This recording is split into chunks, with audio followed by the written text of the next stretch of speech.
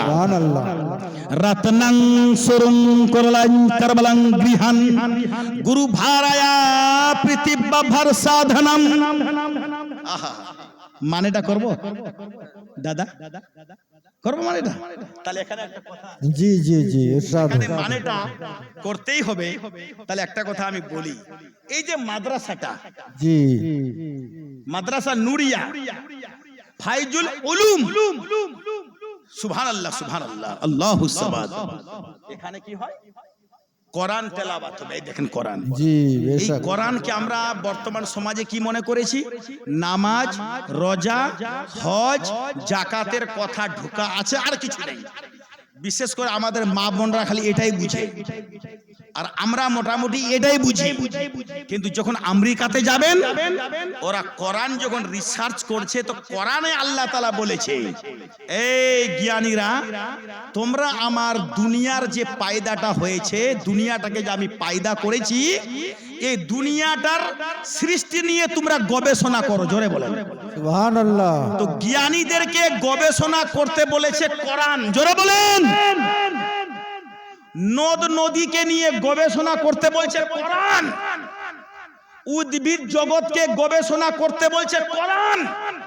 মায়ের পেটে বাচ্চা পয়দা হয় কেমন, এর ব্যাখ্যা নিয়ে গবেষণা করতে বলছে ডাক্তারদেরকে কোরআন।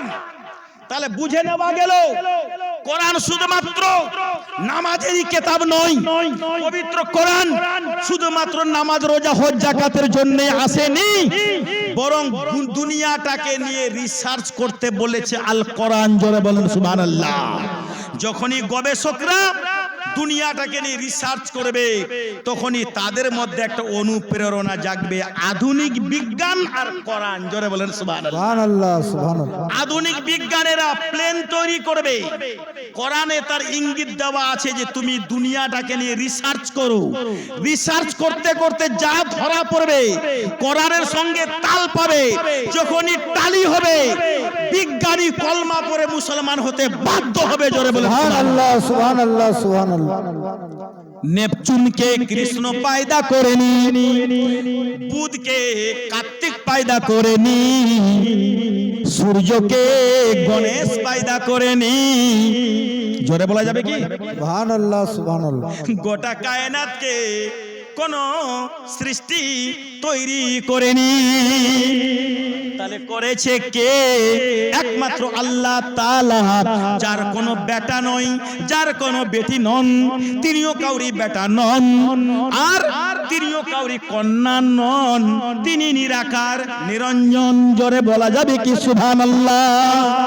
রত্নং সুরং কোরআন চকরবলং গুরু ভারায়া পৃথিব্য ভরমান সাধনম। এসো ঋষি হে মাম হে সতন্ন নিষ্কান দোষো সৃজ ত্রিনি সতন্ন বর্তং দোষো সুসম গ্রাম স্পৃশম ওম। জোরে বলেন সুবহানাল্লাহ সুবহানাল্লাহ সুবহানাল্লাহ। নাম কোরআনে, নবীর নাম হাদিসে, নবীর নাম কুরআনে।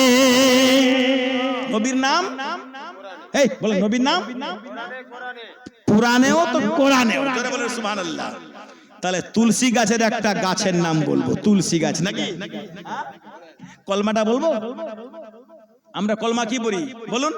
লা ইলাহা ইল্লাল্লাহু মুহাম্মাদুর রাসূলুল্লাহ সুবহানাল্লাহ সাল্লাল্লাহু। এর মানে কি? সুবহানাল্লাহ এর মানে হলো আল্লাহ ছাড়া কেউ মাবুদ নয়। আল্লাহ ছাড়া তুলসী গাছেরও পূজা করা যাবে না, আল্লাহ ছাড়া কোনো দেবদেবীর পূজা করা যাবে না, আল্লাহ ছাড়া কোনো সৃষ্টির ইবাদত করা যাবে না, একমাত্র আল্লাহরই ইবাদত করতে হবে। জোরে বলে মুহাম্মাদুর রাসূলুল্লাহ। আর মুহাম্মদ সাল্লাল্লাহু আলাইহি ওয়াসাল্লাম হচ্ছেন আল্লাহর রাসূল। এই কলেমাটাকে কেমন ভাবে লিখেছেন তাই শুনুন, শুনবেন তো? তো যেখানে শুনবেন এই কলেমার বরকতে আপনি যখন জান্নাতে যাবেন, তো জান্নাতের টিকিট তো ভাই এমনি পাওয়া যায় না, জান্নাতে গেলে অন্তর দিয়েই আপনাকে যেতে হবে। জোরে বলেন। আচ্ছা বলুন দাদা, কেউ যদি আজ কোরআনকে অপমান করে আপনি কি সহ্য করতে পারবেন? আরে জান চলে যাবে, মান চলে যাক, মगर কোরআন जिंदा रहने दो। जोर से बोलिए सुभान अल्लाह। अगर हमने आज कुरान की हिफाजत की, इंशाअल्लाह इसके बदले में हम जरूर जन्नत में जाएंगे। जोर से बोलिए सुभान अल्लाह। নাকি ভাই? তাহলে বলুন তো দাদা, কোরআন শরীফে পারা কটা আছে? পারা কটা? এখানে আমরা লোক কটা আছে দাদা? কিছু প্লিজ মনে করিয়েন না, কিন্তু আমি যেটা বলছি লোক কটা আছেন মরদ প্রায় 30টা, 30 থেকে 35টা। আমি যদি বলি এক্ষুনি আপনার ডায়রিয়া, তো আপনি চলে যাবেন হসপিটালে, টাকা খরচা 1000। যদি বলেন যে আমাকে এখনই ট্রেনে উঠতে হবে, ভাড়া কত বোম্বাইয়ের, বলে 2000। দরকার আছে ফলে তো যেতে হবে। তো আখেরাতে যাবেন, জান্নাতে ঢুকবেন, তাহলে কিসের দরকার? নেকির দরকার। নেকিটা কেমন হবে? মাদ্রাসা বানালেই নেকি হয়ে যাবে? জোরে বলেন। যখনই মাদ্রাসা বানাবেন সাদকায়ে জারিয়া হয়ে যাবে। সাদকায়ে জারিয়া যখন হবে আপনার এটাই কিন্তু আল্লাহর কাছে সুপারিশ করবে। জোরে বলেন সুবহানাল্লাহ। তো যেই মাদ্রাসাতে কোরআন তেলাওয়াত হবে আর এই কোরআনের 30 পারা আছে, তো দাদা আমি তুলসী গাছের তলায় কলমাটা অবশ্যই বলবো, কিন্তু আপনাদেরকে 30টা কলম দাদা অন্তত 500 করে টাকা আল্লাহর ওয়াস্তে নবীর খাতিরে কোরআনের সম্মানে আপনাদেরকে দিতে হবে দাদা। সুবহানাল্লাহ। আমি তো প্রায় 1 থেকে 1.25 ঘন্টা বক্তব্য দিলাম, কিন্তু কি স্বার্থে? আপনাদেরই জন্য। আমার ভাইরা জানুক, ভালো করে শুনুক। তো আসুন দাদা, 1 নম্বর 1 পারাতে 500 টাকা কে দিবেন? হাত তুলুন তো দাদা, দেখি ইনশাআল্লাহ তাআলা আল্লাহর ওয়াস্তে বলছি আর কি, ঠিক আছে? বলুন, হাত তুলুন, কে দিবেন 500? একটু মাশাআল্লাহ। সামাদ বাবু দেখো তো কি নাম?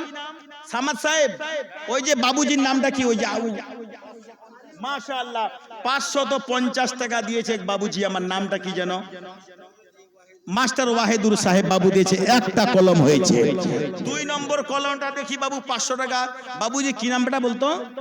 বাহ, সুন্দর নাম আছে। বাপ আমার, আল্লাহ তোকে ভালো রাখুক বাবু। 500 টাকা দিয়েছে আলিউল বাবু, ঠিক আছে? 2 নম্বর হলো ভাই। 3 নম্বর হাত তুলুন একটু তাড়াতাড়ি। শুনেন, আমার মিসাল, আমার পক্ষ থেকে মিসালের অভাব কিন্তু থাকেনি। আমি বুঝিয়ে দিলাম, এক্ষুনি কিছু হলে আপনাকে ডাক্তারের কাছে যেতে হবে, ঠিক আছে? আপনি যদি বলেন তারামণ্ডল দেখতে যাব, টিকিট কাটতে হবে। যদি চিড়িয়াখানা দেখতে যান তাহলে আপনাকে টিকিট কাটতে হবে। যদি আপনি ওই সায়েন্স সিটিতে ঢুকেন তাহলে আপনাকে টাকা দিয়েই ঢুকতে হবে। আর উন্নত মানের জান্নাতে ঢুকতে গেলে আপনাকে এটার কাজ করে যেতে হবে। জোরে বলুন সুবহানাল্লাহ। সুবহানাল্লাহ। ইসলাম নামটা কি জানো? আনোয়ারুল ভাই সাহেব, সুবহানাল্লাহ। বাড়ি ভিঙ্গল। গিয়েছিলাম আমি, আপনাদের গিয়েছিলাম না? মসজিদে গেছিলাম না ইনাদের? মাশাআল্লাহ, আপনি ছিলেন না। যাকগে 500 টাকা দিয়েছে আমার আনোয়ারুল ভাই ভিঙ্গল থেকে এসে। তাহলে 3টা কলম হয়ে গেল ভাই। হ্যাঁ, এবার 4 নম্বর প্লিজ কাম উইথ 100 রুপিস। আসুন আসুন, কে আছে দেখি একটু ইনশাআল্লাহ। 500 টাকার কলম তাড়াতাড়ি করুন একটু ভাই। 4 নম্বর একটা কলম বলুন। যদি পকেটে এখন না থাকে পরে দিয়ে দিবেন, কোনো ব্যাপার নাই ভাই। আমি 30 পারা বলেছি, তার মধ্যে 3টায় কলম কিন্তু ঠিক আছে? 4 নম্বর একটা কলম হবে না? সুবহানাল্লাহ। বেদ পড়লাম গো, কুরআন পড়লাম গো, কোরআন শরীফে তিলাওয়াত করলাম, হাদিস তিলাওয়াত করলাম, অনেক কিছু বললাম, আরো কিছু বাকি আছে, তাই না? কিন্তু এতক্ষণে যদি আপনার 3টায় কলম আসে, 4 নম্বরে কি একটা কলম আসবে না ভাই? ওই যে পিছনে 3 ভাই আমার বসে আছেন, একটু আপনারাও বলুন, একটু হেল্প করুন ভাই। বর্তমান বাজারে 500 টাকা কোনো ব্যাপারই নয়। মাশাআল্লাহ, ঠিক আছে? ভলান্টিয়াররা একটু চেষ্টা করুন, একটু হিম্মত বানান। হ্যাঁ ইনশাআল্লাহ। ঢেকি করতে গেলে আসাদ আলী দিয়েছে 500 টাকা। মাশাআল্লাহ, যার খাতাটা খুলেছে তাহলে 4 নম্বর হয়েছে। বাবুজি 5 নম্বর করো তো। 5 নম্বর ইনশাআল্লাহ খুব তাড়াতাড়ি হয়ে যাবে আর কি। হ্যাঁ, সুবহানাল্লাহ। আপনার নামটা কি? নারায়ে তাকবীর। বাবু নামটা কি? এমডি আজিজ দিয়েছে 500 টাকা, আর এই আনিসুর বাবু দিয়েছে 500 টাকা। তাহলে কত হলো? 7টা কলম হয়ে গেছে কিন্তু ইনশাআল্লাহ। বাবুজির নাম কি? রবিউল ইসলাম ভাই আমার, উনি দিয়েছেন 500 টাকা। মাশাআল্লাহ, নগদ 500 টাকা, ঠিক আছে? 8টা কলম হয়ে গেল আর কি। একটু চটফট করে দিয়ে দিলে টাইমই লাগবে না ইনশাআল্লাহ তাআলা, ঠিক আছে? আচ্ছা, বেটা ছেলেরা তো দিল, আমার মায়েরা বোনেরা এরা যে এতক্ষণও দেয়নি মামা। জি জি জি। তো 2-1টা কলম মা আপনাদের পক্ষ থেকে, হ্যাঁ, মাদের দিকে, মাদের দিক থেকে মা একটু চেষ্টা করুন, ঠিক আছে? ইনশাআল্লাহ আপনারাও দিতে পারবেন। হ্যাঁ, আমি আপনাদেরকেও বলেছি দেরি করিয়েন না, তাড়াতাড়ি আসুন। 500 টাকা, 500 টাকা আসুন। 500 টাকা করে দেখিয়ে যান। আনোয়ার সাহেব একটু কোনো ভলান্টিয়ারের ব্যবস্থা করুন তো। এখানে একটা মেয়েকে ভলান্টিয়ার বানিয়ে দিন আর টাকাটা তোলার চেষ্টাটা করুন ইনশাআল্লাহ তাআলা, ঠিক আছে? তালিব ইলম বাবু কোথায়? তালিব ইলম আচ্ছা যাক, এইদিকে একটা মহিলাকে এই যে ছোট বাচ্চাদেরকে পাঠিয়ে দেওয়া হোক। বাবু যাতো বেটা যাতো, এই যে ভিতরে মা বোনদের ওখানে যাতো, জিজ্ঞেস করতো। সুবহানাল্লাহ, 500 টাকা। এই দেখে আমার আনোয়ার বাবুর ছেলে, সরি কি বলে যেন বাবা, মাশাআল্লাহ, নামটা কি যেন, আনসারুল হক। আমার সঙ্গে খুব ভালো ফিল্ড, ভালো সক্ষতা, মাশাআল্লাহ। উনি 500 টাকা দান করেছেন। হ্যাঁ, বাহ মাশাআল্লাহ। মৌলভী আনোয়ার সাহেবের বাবা তো দিল 500 এবং তার মা দিল আপনার 25 কিলো 25 কেজি ধান। 25 কিলো জাযাকাল্লাহ তাআলা। মাশাআল্লাহ। আচ্ছা, আনোয়ার সাহেবের মা যেখানে 25 কিলো ধান দিতে পেরেছে, মা আপনাদের মধ্যে কেউ 25 কিলো দিতে পারবেন না স্বামীর নামে বা বাবা মায়ের নামে? জি জি চেষ্টা করুন তো মা বোন, আপনারা 25 কিলো বলুন, কে দিবেন দেখি একটু ইনশাআল্লাহ।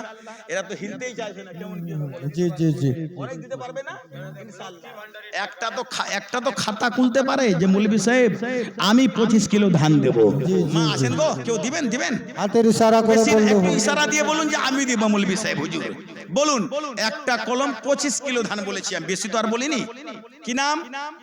ওই যে কি বলছে, খাতা কলম পাঠান, নাম দিয়ে আসবে ইনশাআল্লাহ, আমি দোয়া করব আর কি। হ্যাঁ, উনাদের জন্য একবার দরুদ পড়েন। আল্লাহুম্মা সাল্লি আলা সাইয়্যিদিনা মাওলানা মুহাম্মদ সাইয়্যিদিনা মাওলানা মুহাম্মদ আল্লাহুম্মা সাল্লি আলা সাইয়্যিদিনা মাওলানা মুহাম্মদ সাইয়্যিদিনা মাওলানা মুহাম্মদ আল্লাহুম্মা সাল্লি আলা সাইয়্যিদিনা মাওলানা মুহাম্মদ সাল্লাল্লাহু সাইয়্যিদিনা মাওলানা কবর তোমার খবর শুনে চোখের পানি ঝরে, যেজন গেল তোমার দেশে কেউ এলো না ফিরে।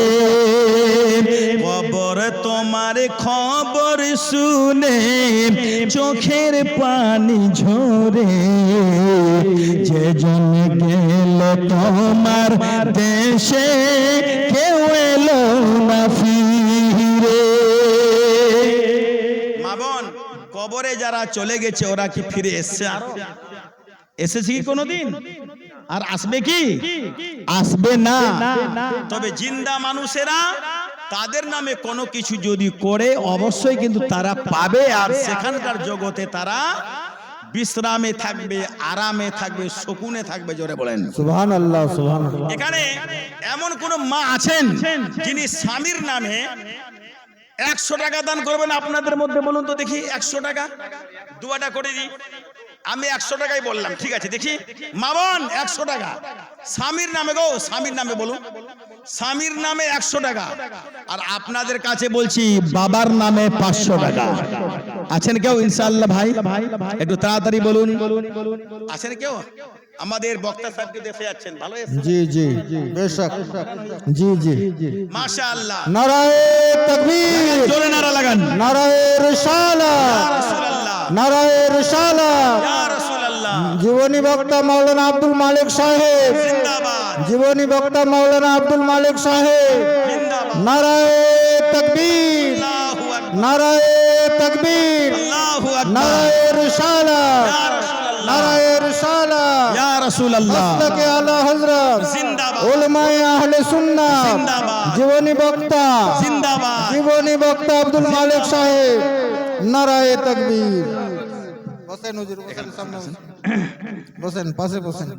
ব্রাদার ইসলাম, যাই হোক আপনাদের প্রত্যাশিত বক্তা, জি আকাঙ্ক্ষিত বক্তা, জি পরিচিত বক্তা, অন্তর্গৃহীত বক্তা, অত্যন্ত সুরম্য সুন্দর মিষ্টিভাষী বক্তা। আমি কিন্তু খুব পছন্দ করি। আমাকে অত্যন্ত আমার হৃদয়ে তিনি ছোঁয়া দান করেন, বেশক যার জন্য আমিও তাকে ভালোবাসি। জি জি আর যাই হোক, আমার তো বয়সও হয়ে যাচ্ছে, জি, জি, জি। মামা কি করা যাবে আর। ঠিক উনিও বলেছেন। কিন্তু আমাকে ভালোই শ্রদ্ধা করেন। আমি দোয়া দিই মাঝে মধ্যে যে বাবুজি যেন ভালো থাকে আর কি, আলহামদুলিল্লাহ। জি। আমাদের এলাকার সুনাম, এত একটা মিষ্টিভাষী বক্তা এলাকায় চষে বক্তব্য দিতে বেড়াচ্ছে, মাশাআল্লাহ। বেশক বেশক হায়াতে আল্লাহ তাআলা বরকত দান করুন। আমিন। যাকে আমি শেষমেশ কয়েকটি কথা বলি মা বোন, আপনাদের উদ্দেশ্যে মাসলা কয়েকটা বলে আমি চলে যাব আর কি, ঠিক আছে? মেয়েদের, ও মা একটু বসেন, জি জি মেয়েরা, ও গল্প বাবুজি, গল্প একটু বন্ধ কর বাবু, একটু বস, ঠিক আছে? মুফতি সাহেবের কাছে একটু মাসলা নিয়ে এলেন। একটা মাসলা শুনে নিন। খুব সমস্যা হচ্ছে আমাদের এলাকাতে। যারা দাঁড়িয়ে আছেন সামনে বসুন, ওই ভাইরা যারা দাঁড়িয়ে আছেন শীতে দাঁড়িয়ে না থেকে কষ্ট করে সামনে বসুন। ঠিক, এই যে 500 টাকা এসছে মনে হয়, ঠিক আছে? আর একটা নিন। তো কথা হলো, এবার আমি বক্তব্য যা দিবার দিয়ে নিলাম, এবার অবশেষে কয়েকটি মাসলা আমি আপনাদের সামনে জানিয়ে দিই আর কি, ঠিক আছে? মাসলা হলো এটা, কবরস্থানে মহিলারা যাবে না। জাহাঙ্গীরের মা দিয়েছে স্বামীর নামে, তাই না? আল্লাহ তাআলা তার স্বামীকে জান্নাত দান করুন, আমিন, করে বলুন আমিন। আমিন। এবারে মহিলারা পীরের মাজারে যেতে পাবে না, ধ্যান দিবেন। জি পীরের মাজারে যেতে পারবে না। পাবে না, ওরা ভিতরেও ঢুকতে পারবে না। বেশক এটি মাসলা মনে রাখলাম। আচ্ছা, আর একটা কথা, অনেক সুন্নি মুসলমান বদনাম হচ্ছে জি কিছু কিছু মূর্খ না জাননেওয়ালা না জাননেওয়ালি ছেলে মেয়ের জন্য। এরা কি হচ্ছে আপনি জানেন? এরা কবরে গিয়ে ধাই ধাই করে সাজদা দিয়ে দেয়। আচ্ছা মা বোন শুনুন, আল্লাহ ছাড়া কাউকে সাজদা করা যায়নি, যাচ্ছে না, যাবে না, জোরে বলে। বেশক তাই যদি কোনো মেয়ে আল্লাহ ছাড়া কাউকে সাজদা করে, আল্লাহ মনে করে যদি সাজদা করে, তাহলে সে মুশরিক হয়ে গেল, বেদিন হয়ে গেল, কাফির হয়ে গেল, ইসলাম থেকে বেরিয়ে গেল। সে যদি মারা যায়, সেই মহিলার বা লোকের জানাজা পড়া যাবে না, তাকে কলমা পড়ে মাটি দেওয়া যাবে না, তাকে মুসলমান থেকে বয়কট করতে হবে। মাসলা এটা আছে। বেশক যেহেতু ও মুশরিক হয়ে গেল, আর যদি অন্তত আল্লাহ মনে করে না করে এমনিতেই যদি সাজদা করে, এটাও হারাম লেখা আছে। ভাষা বুঝতে পেরেছেন? মোট কথা, সাজদা করা মোটেই জায়েজ নয়। মাবন সতর্ক, আপনারা এখানে 100 জন মহিলা আছেন, তো 100 জনের কাছে গল্পটা যদি করে দেন, জালসাটা যদি ছাড়িয়ে দেন, তাহলে এই ভাষণে আপনাদের দ্বারা প্রচার হয়ে আরো 100 জন মহিলা জেনে নিবে যে আল্লাহ ছাড়া কাউকে সাজদা করা জায়েজ নয়, তাই পীরের মাজারে গিয়ে সাজদা করতে হবে না। আর আপনারাও ভালো করে জেনে নিন। আচ্ছা মা বোন, আপনারা যে নামাজ পড়ছেন, আবার অনেকেই পড়ছেন না। যিনারা পড়ছেন না, উনারা তো হাদিস কোরআন অনুপাতে জাহান্নামে যাবেন, ঠিক আছে? আর যিনারা পড়ছেন, তো তাদের জন্য একটু মাসলা জেনে নেওয়াটা দরকার আছে। এই যে ঠোঁট পালিশ আর হট পালিশ আর এই যে নখ পালিশ, যাদের এইগুলো লাগা থাকবে, অজু যদি আপনি করেন, অজুর পানিটা যেহেতু ভিতরে ঢুকবে না, যার জন্য আপনার অজুটাও কিন্তু হবে না। তাহলে ঠোঁট পালিশও চলবে না, নখ পালিশও চলবে না, বলুন, যেহেতু আপনার অজুও সেটাতে শুদ্ধ হবে না। আচ্ছা, এইবার কথাটা হলো, মা বোনদের আরেকটি কথা একটু জেনে রাখা দরকার, আর আপনাদেরও জেনে রাখা দরকার। আমাদের এলাকাতে শবে বারাতের রাত আসে কিনা তাড়াতাড়ি বলেন। আসছে বা এসেছে, আরো আসবে, আরো কিয়ামত পর্যন্ত আসতেই থাকবে। মনে রাখবেন, মোমবাতি যে আমরা জ্বালাই, কটা করে জ্বালাই? কথা কেন বলেন না? 1000, 2000, 50, 100 জ্বালাই কিনা? ইন্নাল মুবাজ্জিরিনা কানু ইখওয়ানা শায়াতিন। যারা অপচয় খরচা করে তারা শয়তানের ভাই, ঠিক আছে কথাটা?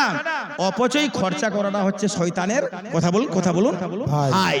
তাহলে মোমবাতিটা কেন জ্বালাই? জ্বালালে আপনি দরকার, অন্ধকার থাকলে কোরআন শরীফ খুলবেন, বাড়িতে হেরিকেন নেই, লণ্ঠন নেই, আলো নেই, বেশ। মোমবাতি জ্বালিয়ে দিলেন, আলো হলো, পড়লেন, বাস এতটা। এইবার এটাকে টেনে এনে বর্তমান যুগে কি হচ্ছে, যেখানে অন্ধকার দূর হবে একটা দুটা মোমবাতিতে, সেখানে হাজার হাজার মোমবাতি জ্বালানো হচ্ছে। আর বলছে কি এটা নানির নামে, দাদির নামে, ভাইয়ের নামে, বোনের নামে। আস্তাগফিরুল্লাহ। কোন কেতাবে, আমাদের বেরেলিদের কেতাবে এইভাবে নয়। আমরা যারা সবরাতকে ভালোবাসি, আমাদের কেতাবে এইরকম কোনো কথা